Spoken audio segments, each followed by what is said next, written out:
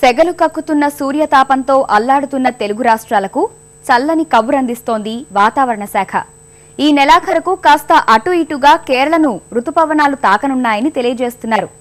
తెలుగు రాష్ట్రాల్లో క్రమంగా ఎండల తీవ్రత తగ్గుముఖం పట్టే అవకాశం ఉన్నట్లు విశాఖ వాతావరణ కేంద్రం తెలిపింది.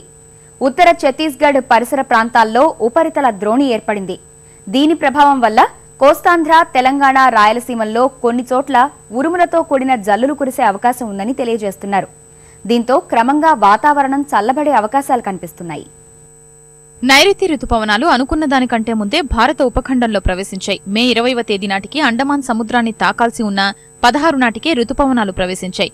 ఇప్పటికే అండమాన్ సముద్రం సహా బంగాళాఖాతంలోని పలు ప్రాంతాల్లో విస్తరించాయి. మరో 2 రోజుల్లో ఆగ్నేయ బంగాళాఖాతంలోని పలు ప్రాంతాలు, మాల్దీవులు, కొమరిన్, దక్షిణ మధ్య బంగాళాఖాతంలోని కొన్ని ప్రాంతాల్లో నైరుతి విస్తరించడానికి అనుకూల వాతావరణ పరిస్థితులు కొనసాగుతున్నాయని భారత వాతావరణ శాఖ తెలిపింది.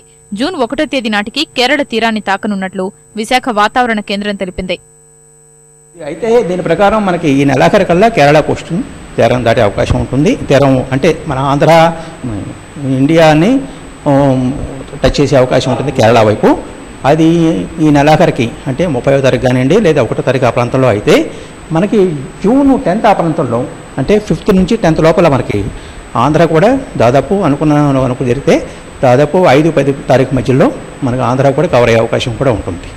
అంటే ప్రస్తుతం చెప్పాలంటే మాన్సూను అనుకున్నట్టుగానే దాదాపుగా ఋతుపవనాలు కదలిక ఉందన్నమాట.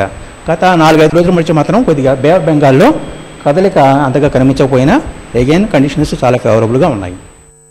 గతేడాది నైరుతి రుతుపవనాలు ఆశించిన మేర మంచి వానలు కురిపించలేకపోయాయి. సాధారణ వర్షాలు సైతం కురవకపోవడంతో రైతన్నలు తీవ్రంగా నష్టపోయారు. ఈ ఏడాది రుతుపవనాలపై ఎల్నినో ప్రభావం ఉంటుందని భారత వాతావరణ శాఖ స్పష్టం చేసింది.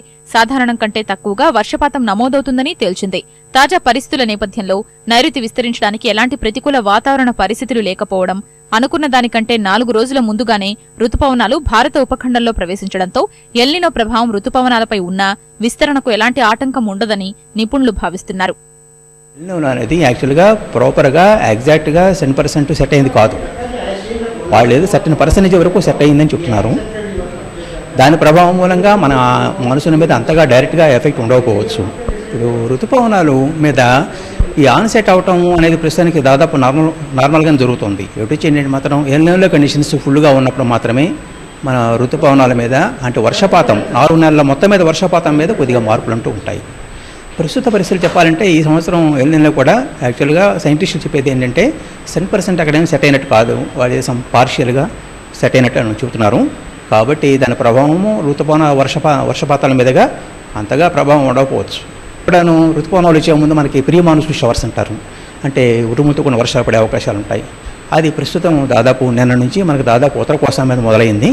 ఈ రోజు రేపు కూడా మనకి ఒరిస్సాను ఉత్తర కోస్తా మీద అవకాశాలు ఎక్కువగా ఉంటాయి. ఇంకొక 2-3 రోజుల్లో దాదాపు ఆంధ్రాలో అన్ని ప్రాంతాలు కూడా అలాంటి పరిస్థితులు వచ్చే అవకాశం ఉంది. జూన్ నుంచి సెప్టెంబర్ వరకు 4 నెలల పాటు ఋతుపవనాలు దేశంలో వర్షాల్ని కురిపిస్తాయి. మొత్తంగా కొంత లోటు వర్షపాతం నమోదైనా వర్షాలు అనుకున్న సమయంలోనే వచ్చే అవకాశం ఉందని అధికారులు చెప్తున్నారు.